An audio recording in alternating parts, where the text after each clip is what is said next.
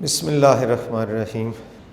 Electronics का chapter जिसमें हम सेमीकंडक्टर्स और उसके बाद इंट्रिंसिक एक्सट्रिंसिक क्या होता है, प्योर सेमीकंडक्टर्स को इंट्रिंसिक कहते हैं और इम्प्योर जिसके अंदर हम इम्प्योरिटी डालेंगे उसको एक्सट्रिंसिक सेमीकंडक्टर्स कहा जाता है। और एक्सट्रिंसिक सेमीकंडक्टर्स के अंदर फिर दो टाइप्स, जिसमें एक को एन टाइप कहा जाता है, दूसरे को पी टाइप कहा जाता है। तो एन टाइप सेमीकंडक्टर्स कैसे बनता है? जब हम प्योर सिलिकॉन के अंदर या जर्मेनियम के अंदर फिफ्थ ग्रुप से as impurity just like antimony हम उसके अंदर ऐड करते हैं, उस मटेरियल के अंदर फ्री इलेक्ट्रॉन्स की तादाद बढ़ जाती है और उसमें फ्री इलेक्ट्रॉन्स को फिर मेजॉरिटी कैरियर कहा जाता है। जबकि थर्मल एजिटेशन से भी कुछ न कुछ फ्री इलेक्ट्रॉन मिलेंगे, साथ साथ होल्स भी बनेंगे, तो होल्स को माइनॉरिटी कैरियर कहा जाता है। और जो इम्प्योरिटी इसमें डाली जाती है, जैसे मैंने नाम लिया एंटीमनी का, तो उसको डोनर इम्प्योरिटी का नाम दिया जाता है। और जो मटेरियल बन गया उसे एन टाइप मटेरियल कहा जाता है। और अगर हम थर्ड ग्रुप से इम्प्योरिटी के तौर पे इस्तेमाल करें, जैसे एल्यूमिनियम, तो चूँकि उसके पास तो 3 इलेक्ट्रॉन होते हैं और जिस मेन मटेरियल्स के अंदर हम उसको मिक्स कर रहे हैं, मीन सिलिकॉन के अंदर, तो उसमें तो सभी सिलिकॉन के एटम्स शेयर कर रहे हैं, एक एक इलेक्ट्रॉन अपना शेयर कर रहे हैं।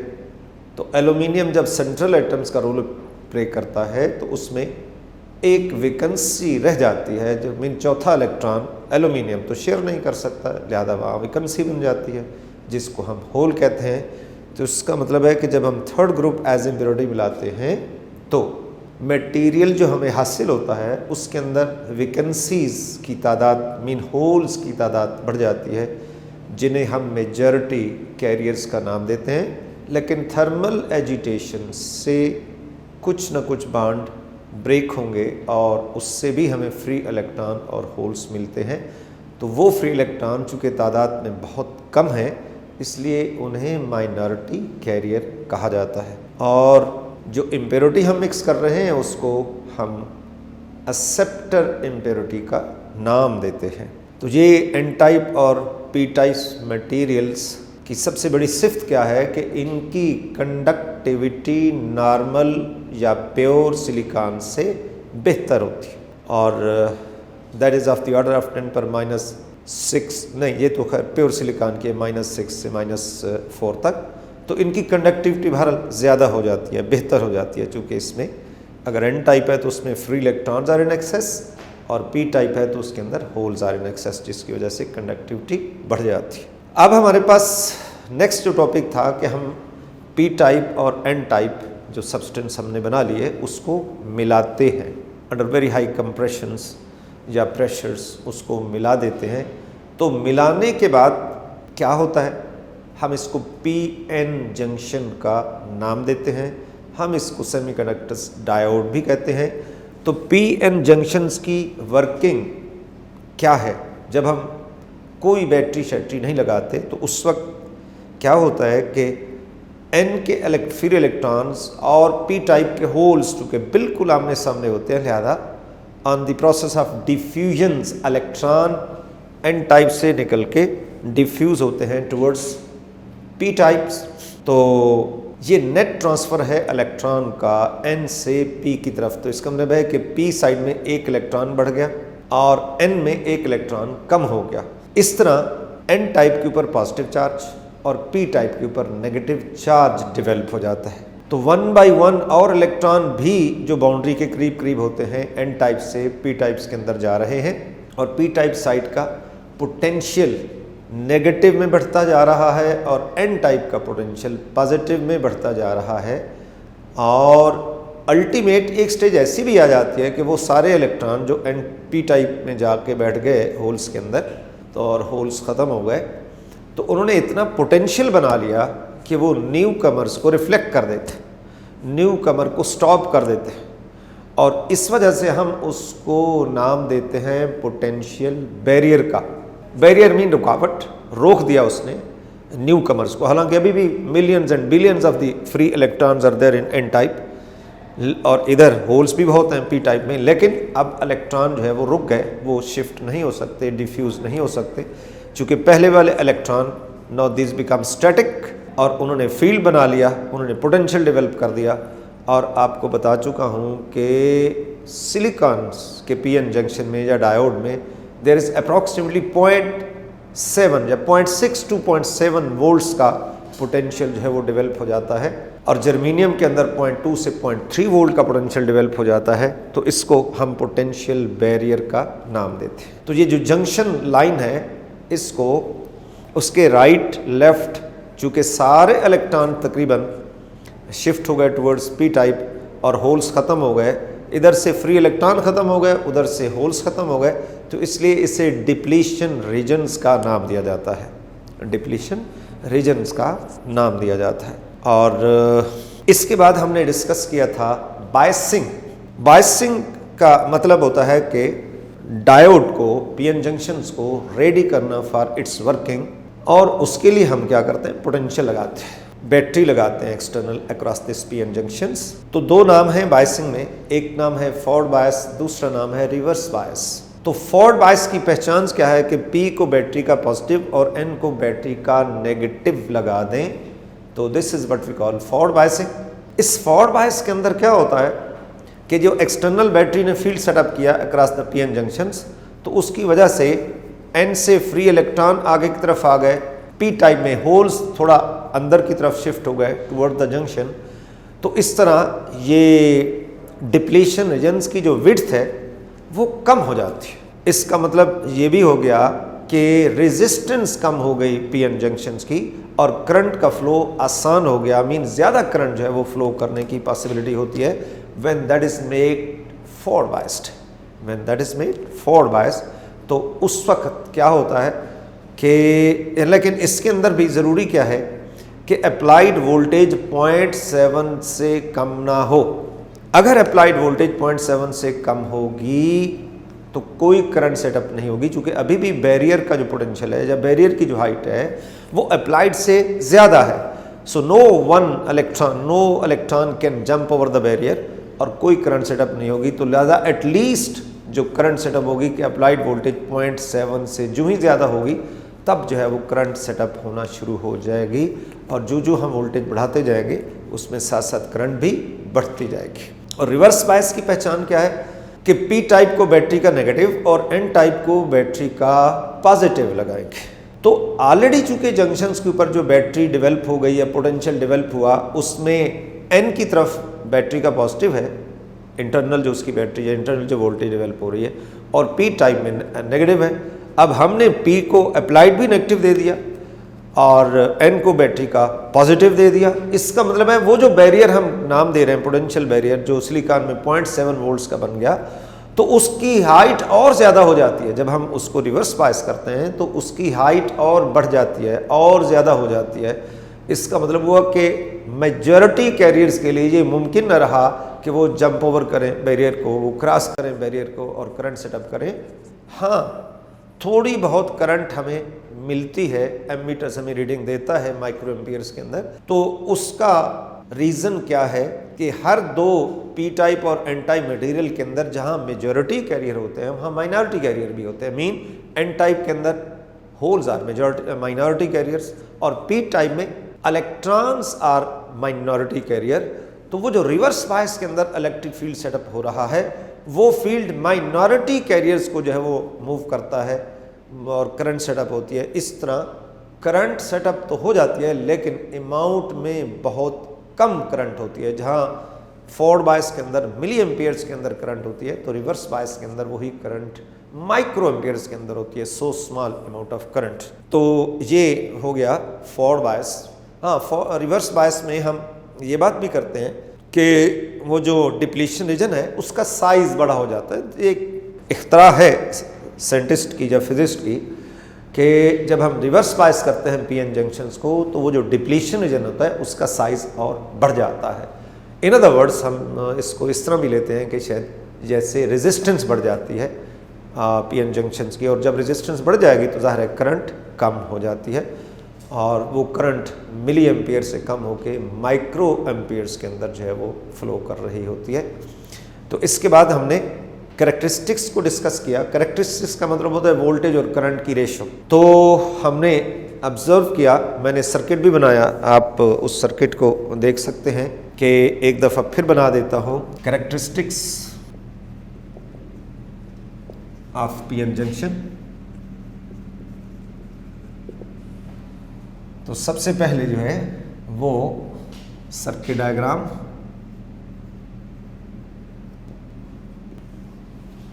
सर्किट डायग्राम के लिहाज से ये सबसे पहले बनता है पोटेंशियल डिवाइडर। ये हिस्सा है पोटेंशियल डिवाइडर, ये वेरिएबल रेजिस्टर है। ए बी सी जो है ये स्लाइडिंग टर्मिनल है और ये अप्लाइड वोल्टेज है, और इसी के साथ हम पैरेलल में वोल्टमीटर्स लगाते हैं। बी सी के पैरेलल में वोल्टमीटर लगाते हैं, सीरीज़ में एमीटर लगाते हैं, और ये डायोड का सिंबल लगा रहा हूँ जिसमें ये पी साइड है, ये एन साइड है, और इस तरह ये सर्किट डायग्राम है for forward bias, for forward bias, circuit diagram for forward biasing. तो इसमें प्रैक्टिकली कैसे करते हैं कि ये जो सी स्लाइडिंग टर्मिनल है, ये नॉब होती है बेसिकली, उसको एंटी क्लॉकवाइज घुमाते हैं, या फिजिकली अगर इस डायग्राम में देखें तो सी टर्मिनल को बी के ऊपर ले आते हैं। बी पे ले आने का मतलब है जो वोल्टमीटर्स की रीडिंग है that become zero, applied voltage zero, ammeters की रीडिंग भी जीरो। अब हम इस वोल्टेज को, सी टर्मिनल्स को आहिस्ता आहिस्ता बी से ऊपर मूव कर रहे हैं टुवर्ड्स ए, तो क्या होगा, ये वोल्टेज आहिस्ता आहिस्ता बढ़ती है, लेकिन ये वोल्टेज जब 0.7 तक या उससे कम है तो एमीटर्स की रीडिंग ज़ीरो होगी। ये बात ऑलरेडी हम एक्सप्लेन कर चुके हैं। तो जो ही रीडिंग 0.8 या उससे ज़्यादा बनती है तो एमीटर जो है वो रीडिंग देना शुरू कर देता है, और उसमें हम जो ग्राफ हमने ऑलरेडी भी बनाया, आज फिर बना रहा हूँ, इधर वोल्टेज है और ये पॉजिटिव है, इधर करंट है इन मिली एम्पियर्स, ज़ीरो है, और ये ग्राफ जो है 0.7 वोल्ट से आगे ये 0.8, 0.9 और 1 जो है ये 0.5 और 0.3 वोल्ट्स। तो ये ग्राफ ये क्या बता रहा है कि वोल्टेज वर्सेस करंट की जो रेशो है वो बता रही है कि ये स्ट्रेट लाइन नहीं है, और स्ट्रेट लाइन ना होने का मतलब है कि ये सेमीकंडक्टर्स मटेरियल्स ओम लॉ को फॉलो नहीं करते। और दूसरा, इससे हम रेजिस्टेंस भी निकाल सकते हैं, और ये एक ट्रायंगल आप देख रहे हैं, इसका जो स्लोप है दैट डिटरमिन्स कंडक्टेंस, और उसका रेसिप्रोकल ले लें तो दैट डिटरमिन्स दी रेजिस्टेंस। ये भी आपके पास एक ट्रायंगल है, और उससे आगे ये भी एक ट्रायंगल है, और ये 3 ट्रायंगल जो मैंने बनाई हैं ये सिर्फ ये कंपैरिजन करने के लिए कि कंडक्टेंस ज़्यादा होती जा रही है, जो वोल्टेज बढ़ती जा रही है कंडक्टेंस ज़्यादा होती जा रही है। शुरू में कंडक्टेंस कम है और ज़्यादा हो गई और ज़्यादा हो गई, क्योंकि ये स्लोप जो है वो ट्रायंगल्स का स्लोप बढ़ता जा रहा है, और इसका मतलब है कंडक्टेंस बढ़ती जा रही है, या इन अदर वर्ड्स रेजिस्टेंस कम होती जा रही है विद द अप्लाइड वोल्टेज। तो in other words ohm law के मुताबिक तो रेजिस्टेंस कांस्टेंट पैरामीटर है, तो इसके अंदर चूंकि रेजिस्टेंस वेरिएबल है, रेजिस्टेंस वेरी कर रही है, जो अप्लाइड वोल्टेज बढ़ती जा रही है कंडक्टेंस बढ़ रही है और रेजिस्टेंस जो है वो कम होती जा रही है। सो ओम लॉ इज नॉट एप्लीकेबल। और अगर हम इसमें जस्ट इस डायोड को इसको उलट लगा दें, यहाँ पे ऐसे कर दें, ये पी टाइप साइड हो गई, ये एन साइड हो गई, एन टाइप, और ये साथ ही रिवर्स बायसिंग की बात कर रहा हूँ, तो ये उलट कर दें अगर डायोड को, तो प्रैक्टिकली तो हमारे पास एक स्विच होता है जिसको हम सर्किट के अंदर स्विच को अपोजिट लगा देते हैं तो वो रिवर्स बायस कर देता है। लेकिन प्रैक्टिकल जो डायग्राम है वो इस तरह बनती है कि ये क्या कह रहा है कि P को बैटरी का नेगेटिव और N को बैटरी का positive so that is what we call reverse bias. और रिवर्स बायस के अंदर यहाँ एमीटर्स नहीं होता, बल्कि मिलीमीटर नहीं होता, बल्कि माइक्रो एमीटर होता है। ये माइक्रो एमीटर हो जाता है। और रिवर्स वोल्टेज ये नेगेटिव में हम लेते हैं -2, -4, -6, -8, और इसके अंदर करंट इधर लेते हैं, that is in micro ampere, I is in micro ampere. तो ये करंट जो है, इस थोड़ी सी करंट कहीं बहुत हाई पोटेंशियल्स पे जाके ये ब्रेकडाउन वोल्टेज का नाम दिया जाता है, जिसमें करंट बढ़ जाती है बहुत ज़्यादा। और ये ब्रेकडाउन वोल्टेज वो वोल्टेज होती है जिसके ऊपर जाके बॉन्ड जो है वो टूटना शुरू हो जाते हैं और इलेक्ट्रॉन और होल्स की तादाद जो है वो बढ़ जाती है और करंट भी बढ़ जाती है। तो अदरवाइज रिवर्स बायस के अंदर क्या होता है, पोटेंशियल बैरियर की हाइट और बढ़ जाती है, लिहाजा मेजॉरिटी कैरियर्स की मूवमेंट नामुमकिन हो गई। हाँ, माइनॉरिटी कैरियर्स की वजह से करंट सेटअप होती है, लेकिन जैसे माइनॉरिटी कैरियर नाम है, तादाद भी उनकी बहुत कम होती है, लिहाजा उसकी वजह से बनने वाली करंट जो है वो भी बहुत कम होती है, that is in micro ampere. तो इस ग्राफ से भी आप देख रहे हैं कि इसमें भी हम कोई भी वैल्यू जो है वो निकाल सकते हैं, इसकी रेजिस्टेंस या कंडक्टेंस। तो इस केस के अंदर भी स्लोप ऑफ एनी ट्रायंगल जो है दैट डिटरमिन्स द कंडक्टेंस। इस तरह हम ऑब्जर्व करेंगे कि रिवर्स बायस के अंदर कंडक्टेंस बहुत कम या रेजिस्टेंस बहुत ज़्यादा होती है। तो ये सिलसिला हो गया रिवीजन्स का up to the characteristics of semiconductors diode. Rectifications की डेफिनेशन होती है conversion of AC into DC, conversion of AC into DC, conversion of AC into DC। There are two types. Number 1, half wave rectification, और number 2, full wave rectification। सबसे पहले half wave रेक्टिफिकेशंस की बात करते हैं और उसका सर्किट डायग्राम बनाते हैं। लेकिन अच्छा, हाफ वेव का मतलब क्या होता है? मतलब उसका सिर्फ ये होता है कि जिसके अंदर AC के जो दो हाफ हैं, एक पॉजिटिव और एक नेगेटिव, तो उनमें से कोई एक जो है हमें आउटपुट पे मिले और दूसरा ब्लॉक हो जाए, रोक दिया जाए, तो ऐसे प्रोसेस को हम हाफ वेव रेक्टिफिकेशंस कहते हैं। और अगर दोनों के दोनों हमें आउटपुट पे मिले, लेकिन दोनों हाफ्स के अंदर जो करंट का फ्लो है वो एक ही डायरेक्शन में होता है, तो जिसकी वजह से उसको हम फुल वेव रेक्टिफिकेशंस कहते हैं। तो सबसे पहले हाफ वेव रेक्टिफिकेशंस की बात करते हैं। तो इसका सर्किट डायग्राम, अगर हम स्टेप डाउन ट्रांसफार्मर लें, ये सिंबल है स्टेप डाउन ट्रांसफार्मर का। ये प्राइमरी कॉइल होती है, ये सेकेंडरी कॉइल होती है, और सेकेंडरी कॉइल के साथ हमने एक डायोड लगा दिया और उसके साथ फिर आगे रेजिस्टर लगा दिया, और इस तरह ये हमें मिल गई V आउट। यहाँ से मिलेगी V आउट, आउटपुट वोल्टेज। अब इसकी वर्किंग क्या है? ये AC सोर्स यहाँ लगा हुआ है और इसने 220 को स्टेप डाउन वोल्टेज, कम वोल्टेज के अंदर कन्वर्ट कर दिया, 3, 4, 5, 6 वोल्ट्स लेट अस सपोज। तो अब होगा क्या कि ड्यूरिंग फर्स्ट हाफ ये एंड पॉजिटिव है और ये एंड नेगेटिव है। During first half of AC ये एंड पॉजिटिव है और दूसरा एंड जो है वो नेगेटिव है। मीन एक एंड हायर पोटेंशियल पे है ट्रांसफार्मर का, दूसरा लोअर पोटेंशियल के ऊपर है। दिस पॉजिटिव पोलैरिटी डायोड के P टाइप्स को मिल रही है, और क्या कर देगा ये पॉजिटिव पोटेंशियल्स? ये इस डायोड को फॉरवर्ड बायस कर देगा। तो हमें पता है कि फॉरवर्ड बायस के दौरान ये डायोड जो है ये रास्ता देता है करंट को, mean current can conducts very easily in milli amperes, और वो करंट जब यहाँ से पास करती है, डायोड से पास करती है, यहाँ से ये वापस आती है और ये इसका साइकिल चल रहा है। तो इस रेजिस्टर्स के अक्रॉस हमें आउटपुट के ऊपर ये बिल्कुल V = IR, ये पॉजिटिव हाफ हमें आउटपुट पे मिल जाता है। अब जब आता है second half mean negative half, तो पोलैरिटी उलट हो जाती है, इधर पॉजिटिव और इधर नेगेटिव हो जाता है।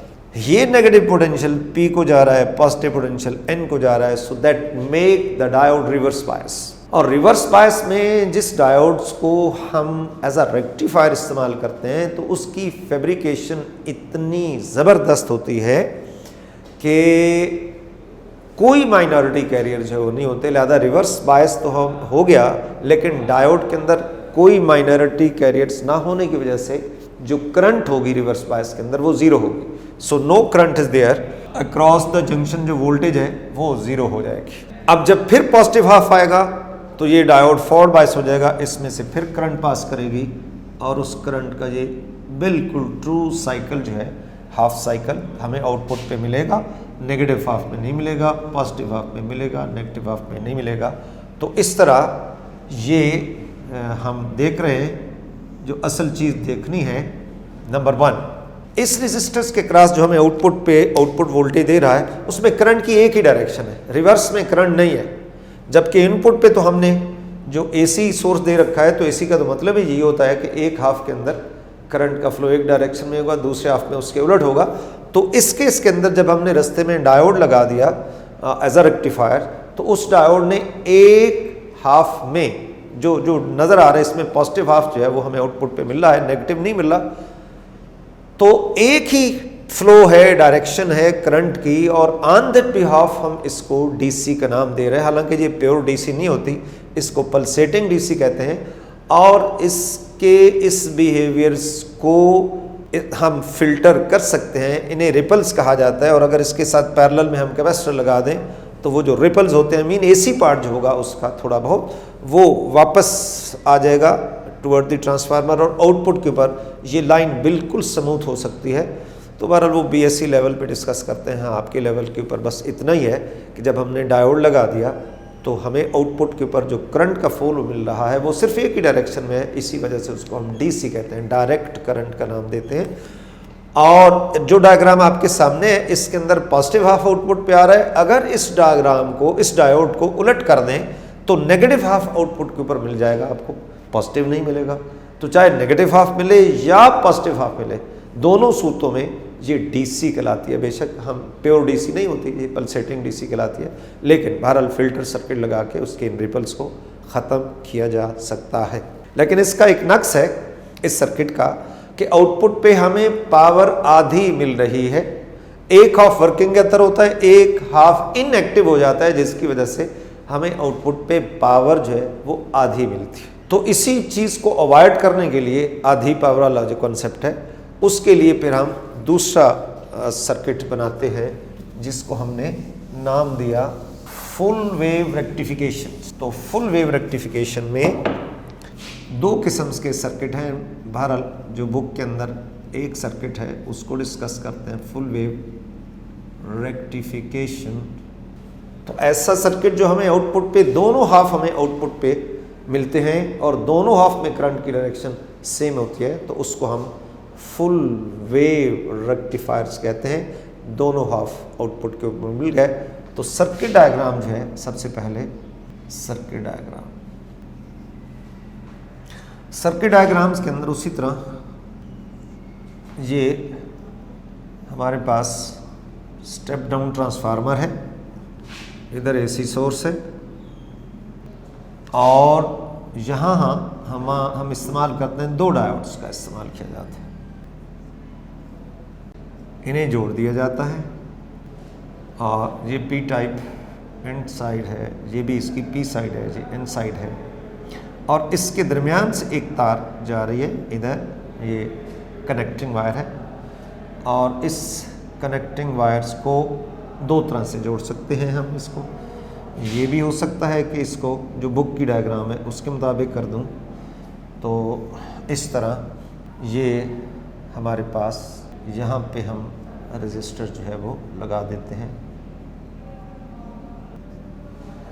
ये आउटपुट जहाँ से हमें मिलेगी, ये हो गया आउटपुट जहाँ पे जी। इसमें अब क्या होगा, ड्यूरिंग फर्स्ट हाफ अगर ये एंड पॉजिटिव है तो ये नेगेटिव होगा, और ये दरमियान वाला जो पोटेंशियल है ये पॉजिटिव के रिस्पेक्टिव तो लोअर है, मीन नेगेटिव, लेकिन नेगेटिव के रिस्पायर हायर पोटेंशियल है, तो ये सेंट्रल एंड जो है उसके ऊपर ये दोनों साइन हम बनाया करते हैं।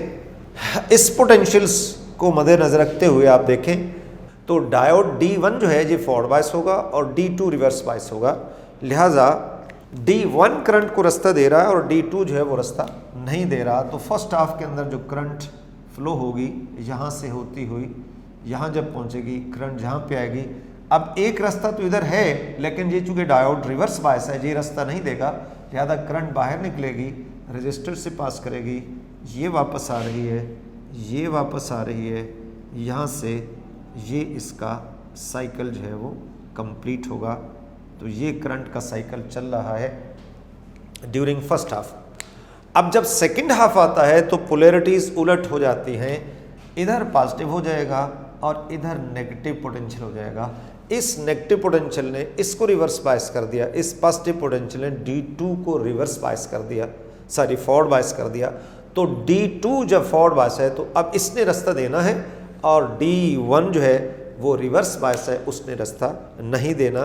तो अब करंट का जो फ्लो होगा उसको मैं ये डिफरेंट कलर से शो कर रहा हूँ। अब सेकंड में ये डायोड रास्ता दे रहा है, ये करंट फ्लो कर रही है, यहाँ आएगी, यहाँ आएगी, यहाँ से इधर निकलेगी करंट और ये जा रही है, ये जा रही है, ये जा रही है, ये जा रही है और ये जाके ये साइकिल इसका ये कंप्लीट होगा, ये इस तरह। अब असल हमने देखना कहाँ है, हमने देखना है कि आउटपुट रेजिस्टर्स के अक्रॉस दोनों हाफ के अंदर करंट की डायरेक्शन जो है वो सेम है, दोनों हाफ में करंट की डायरेक्शन सेम है, लिहाजा आउटपुट के ऊपर मिलने वाला जो हमें वोल्टेज होगी वो ये वोल्टेज इस तरह हमें मिलती है। ये नेगेटिव हाफ था, ये positive negative positive negative positive negative, तो दोनों हाफ के अंदर करंट की डायरेक्शन चूँकि सेम हो गई, लिहाजा दोनों हाफ हमारे पास आउटपुट के ऊपर हमें मिल गए, एक ही डायरेक्शन में करंट फ्लो कर रही है, लिहाजा ये फुल वेव रेक्टिफिकेशन कहते हैं। ये डीसी वोल्टेज है, डीसी करंट है, लेकिन प्योर डीसी नहीं है, इसको पल्सेटिंग डीसी ही कहा जाता है। और रिपल्स को रिमूव किया जा सकता है, आपको पहले बता चुका हूँ कि अगर हम इसके साथ पैरेलल में क्या लगा दें, कैपेसिटर्स लगा दें, या और भी बहुत सारे आजकल इलेक्ट्रॉनिक्स की दुनिया में बड़े फिल्टर सर्किट्स हैं उन्हें लगाया जा सकता है। तो सबसे सिंपल एक कैपेसिटर्स पैरेलल में लगा दें तो ये सारे जो रिपल्स आपको नज़र आ रहे हैं, मीन चेंजेस, प्योर डीसी तो नहीं है, इसमें चेंजेस हैं और उन चेंजेस को कैपेसिटर्स की मदद से रिमूव किया जा सकता है और इस तरह ये हमें आउटपुट के ऊपर बिल्कुल स्ट्रेट लाइन मिलती है, जिसको हम प्योर जो है वो डीसी कहते हैं। अब जो मज़े की बात क्या है कि हाफ वेव रेक्टिफिकेशन मैंने कहा था कि आधी पावर जो है वो आउटपुट पे अवेलेबल है, आधी। लेकिन अब जो होगा, चूँकि दोनों हाफ वर्किंग में है, दोनों हाफ में करंट एक ही डायरेक्शन में है और इस तरह आउटपुट के ऊपर आपको फुल पावर जो है वो मिल रही है। तो इस तरह ये हमारा सर्किट, वो जो हाफ वेव का जो डिसएडवांटेज है वो यहाँ पे हम इसको कंप्लीट कर लेते हैं। इसका एक सर्किट और बना के देता हूँ जो हमारी लेटेस्ट बुक में तो नहीं है, लेकिन फुल वेव रेक्टिफिकेशन में एक सर्किट होता है ब्रिज रेक्टिफायर, उसका नाम है ब्रिज रेक्टिफायर, जिसमें 4 डायोड्स का इस्तेमाल होता है, 4 डायोड्स। तो ये मैं सर्किट डायग्राम बना रहा हूँ और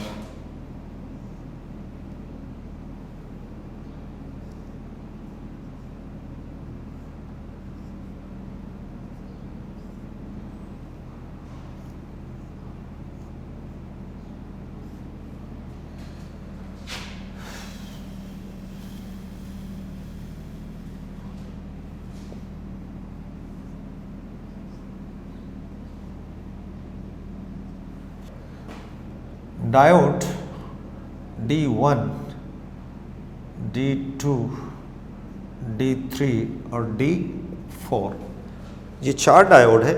इसमें ये जो 2 पॉइंट्स हैं, इसमें एक के पी टाइप और दूसरे का एन टाइप, इधर भी एक का पी टाइप और दूसरे का एन टाइप मिल रहे हैं, ये इनपुट में इस्तेमाल होते हैं। इनपुट वोल्टेज हमेशा यहाँ दी जाएगी और ये इनपुट वोल्टेज है। डायरेक्ट मैं ट्रांसफार्मर की बजाय एसी सोर्स लगा रहा हूँ और आउटपुट जो लेते हैं वो इन 2 टर्मिनल से ली जाती है आउटपुट।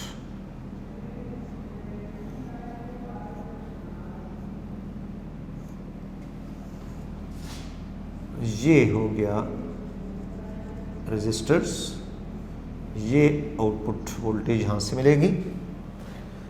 अब हम देखते हैं ड्यूरिंग फर्स्ट हाफ लेट, ये पॉजिटिव है और ये नेगेटिव है, ये ए पे आ रहा है, ए बिकम पॉजिटिव और इसके मुकाबले में बी, सी, डी पॉइंट है, तो ए के ऊपर पॉजिटिव जा रहा है और सी के ऊपर बैटरी का नेगेटिव जा रहा है। इसके रिस्पांस में क्या होगा? सबसे पहले व्हाट अबाउट D1? D1 का पी साइड को बैटरी का पॉजिटिव मिल रहा है और D3 के एन टाइप को, ये साइड उसकी एन है, उसको बैटरी का नेगेटिव मिल रहा है, जबकि D2 को पॉजिटिव, पी टाइप को नेगेटिव मिल रहा है। तो ये रिवर्स बायस हो जाएगा, ये रिवर्स बायस हो जाएगा, D1 भी फॉरवर्ड बायस हो जाएगा और D3 भी फॉरवर्ड बायस हो जाएगा। तो करंट का जो फ्लो होगा ड्यूरिंग दिस पॉजिटिव हाफ, उसमें करंट का ये फ्लो होगा। जब यहाँ से करंट आएगी, इधर भी जा सकती है लेकिन ये डायोड रिवर्स बायस है, करंट इधर ही निकलेगी, डायोड से पास करने के बाद इधर आ सकती है लेकिन आगे डायोड D2 है, ये भी रिवर्स बायस है, लिहाजा करंट बाहर निकलेगी, यहाँ से पास करेगी, ये वापस आ रही है करंट और ये वापस आ रही है, यहाँ से आ रही है और यहाँ से मुड़ के डायोड से पास करके ये वापस जा रही है करंट। और इस तरह ये साइकिल्स कंप्लीट होगा during the first half of this circuit. अब जब नेगेटिव हाफ होगा तो फिर क्या होता है? पोलैरिटीज उलट हो जाती हैं, इधर पॉजिटिव, इधर नेगेटिव। अब इस पॉजिटिव की वजह से D2 फॉरवर्ड बायस हो जाएगा और D3 रिवर्स बायस हो जाएगा और इस नेगेटिव की वजह से D4 फॉरवर्ड बायस हो जाएगा और D1 रिवर्स बायस हो जाएगा। लिहाजा करंट का फ्लो पॉजिटिव से स्टार्ट लेगा और ये जा रहा है। जब करंट C पे पहुंची तो अब इसके 2 रास्ते हैं, या D2 है या D3 है, लेकिन हमें पता है कि D3 रिवर्स बायस है, लिहाजा D2 ही रास्ता देगा इस करंट को और ये करंट यहाँ से पास करते हुए, रजिस्टर से पास करते हुए ये वापस आ रही है, ये वापस आ रही है, ये वापस आ रही है और इसमें हम जाएंगे सीधा ऊपर और यहाँ से ये करंट ये जा रही है और ये वापस इसका साइकिल कंप्लीट हुआ, यहाँ से ये साइकिल्स कंप्लीट हो रहा है। जब जहाँ से पास इधर नहीं जा सकती चूँकि ये रिवर्स बायस है, लिहाजा ये फ्लो है अक्रॉस द डायोड्स करंट का। तो फर्स्ट हाफ के अंदर जब इधर पॉजिटिव इधर नेगेटिव, तो D1 forward bias, D4 reverse bias, इस नेगेटिव की वजह से D3 फॉरवर्ड बायस और D2 रिवर्स बायस होगा। ये दोनों रास्ता नहीं देंगे, ये दोनों रास्ता दे रहे हैं। ये पॉजिटिव लाइन मैंने ग्रीन लाइन ड्रॉ की, ये करंट जा रही है, D1 से पास करने के बाद B पे पहुंचेगी तो इधर, चूँकि ये रिवर्स बायस है, ये रास्ता नहीं देगा, करंट बाहर निकलेगी रजिस्टर से पास करके, ये वापस आ रही है, जहाँ से आके जहाँ पहुँचेगी तो ये चूँकि रिवर्स बायस है, ये रास्ता देगा, ये फॉरवर्ड बायस है और ये करंट का साइकिल्स कंप्लीट हो रहा है इस तरह करके। जब आएगा नेगेटिव हाफ, पोलैरिटी उलट हो जाएगी। अब ये एंड पॉजिटिव हो गया, ये नेगेटिव हो गया, इस पॉजिटिव की वजह से D2 forward bias, D3 reverse bias और इस नेगेटिव की वजह से D4 फॉरवर्ड बायस और D1 जो है वो रिवर्स बायस होगा। तो करंट का फ्लो पॉजिटिव से स्टार्ट हुआ, ये जा रही है करंट C पे पहुंचेगी। 2 रास्ते हैं, ये फॉरवर्ड ये रिवर्स बायस है, लिहाजा ये डायोड जो है D2 जो है वो रास्ता देगा, यहाँ पहुँच के अब इधर नहीं जा सकती क्योंकि D1 रिवर्स बायस है, करंट बाहर निकलेगी, रजिस्टर से पास करेगी, ये आ रही है, यहाँ से आके जब D पे पहुँचेगी, ये फिर 2 रास्ते हैं लेकिन ये रास्ता क्यों बंद है? चूँकि ये रिवर्स बायस है, ये फॉरवर्ड बायसाइक करंट जहाँ से निकल के ये वापस आ रही है, साइकिल कंप्लीट हो रहा है। और इसी रेजिस्टर्स के क्रॉस जो आउटपुट पे है हमने ऑब्जर्व किया ये पॉजिटिव हाफ और नेगेटिव हाफ में भी करंट की वही डायरेक्शन है, फिर पॉजिटिव हाफ में करंट की डायरेक्शन, फिर नेगेटिव हाफ में करंट की डायरेक्शंस। तो ये एडवांटेज है कि दोनों हाफ के अंदर करंट की डायरेक्शन जो है वो सेम है। इस तरह आउटपुट के ऊपर पावर हमें मैक्सिमम मिलती है और एसी को हमने डीसी के अंदर कन्वर्ट कर दिया फिल्टर सर्किट से। इन रिपल्स को हम कंप्लीट भी कर सकते, रिमूव भी कर सकते हैं। तो इस तरह हमें प्योर डीसी आउटपुट के ऊपर अप्रॉक्सीमेटली मिल जाती है। Thank you.